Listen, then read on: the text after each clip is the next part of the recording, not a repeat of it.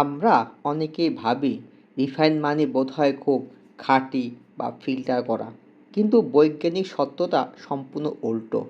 একটা সাধারণ বীজ থেকে সর্বোচ্চ পরিমাণ তেল বের করার জন্য ফ্যাক্টরিতে ব্যবহার করা হয় হ্যাক্সেন এর মতো ক্ষতিকর রাসায়নিক দ্রাবক। এরপর সেই তেলের গন্ধ দূর করতে, রং ফর্সা করতে এবং স্থায়িত্বকে বাড়াতে প্রায় 400 থেকে 450 ডিগ্রি ফারেনহাইট তাপমাত্রায় তাকে ফোটানো হয়। এই অতিরিক্ত তাপে তেলের সমস্ত প্রাকৃতিক ভিটামিন, অ্যান্টিঅক্সিডেন্ট এবং পুষ্টিগুণ পুরোপুরি ধ্বংস হয়ে যায়। উল্টো তৈরি হয় ক্ষতিকর ট্রান্স ফ্যাট, যা আমাদের শরীরের প্রোফাইলকে নষ্ট করে, রক্তনালীতে ব্লক তৈরি করে, সরাসরি হার্ট অ্যাটাকের ঝুঁকি বাড়িয়ে দেয়। যা খাচ্ছেন তা আসলে তেল নয়, এটা একটা রাসায়নিকের নির্যাস। এর চেয়ে ভয়ঙ্কর হলো এটা ভেজাল তেল। বাজারে সস্তায় তেল বিক্রি করার চক্করে অসাধু ব্যবসায়ীরা সরিষা বা সূর্যমুখী তেলের সাথে মেশাচ্ছে সস্তা পাম অয়েল কিংবা মিনারেল অয়েল, যা সাবান তৈরিতে ব্যবহার হয়। সুগন্ধির জন্য মেশানো হচ্ছে ক্ষতিকর কেমিক্যাল। এই ভেজাল ও পুষ্টিকর তেল দিনের পর দিন শরীরে যাওয়ার কারণে আমাদের দেশে লিভারের সমস্যা, গ্যাস্ট্রিক, আলসার, ফ্যাটি লিভার বা স্থূলতার মতন রোগ মহামারী আকারে ধারণ করছে। এমনকি ক্যান্সারের মতো মরণব্যাধির পিছনেও এই ভেজাল তেল একটা বড় ভূমিকা পালন করছে।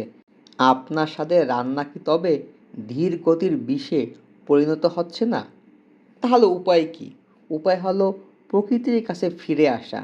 তেল হতে হবে শতভাগ প্রাকৃতিক, যেখানে কোনো কেমিক্যাল থাকবে না, কোনো রিফাইনিং প্রসেস থাকবে না। প্রাচীন পদ্ধতিতে যেভাবে তেল উৎপাদন করা হয়েছে, ঠিক তেমনি কোল্ড প্রেস পদ্ধতিতে তেল উৎপাদন করতে হবে। কোল্ড প্রেস তেল আমাদের শরীরের জন্য অমৃত। আপনারা এখন স্ক্রিনে যে সিসিটিভি ফুটেজটি দেখছেন, এটি কোনো সাধারণ তেল কারখানার দৃশ্য নয়।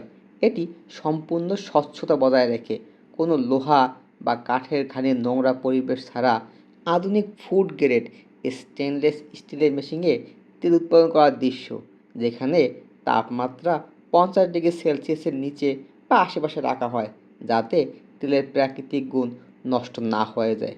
আমরা বিশ্বাস করি ক্রেতার স্বাস্থ্য নিয়ে কোনো লুকোচুরি হতে পারে না, তাই আমাদের পুরো উৎপাদন প্রক্রিয়া সিসিটিভি ক্যামেরার পাহারায় থাকে, যাতে এক ফোঁটা ভেজালের সুযোগ না থাকে।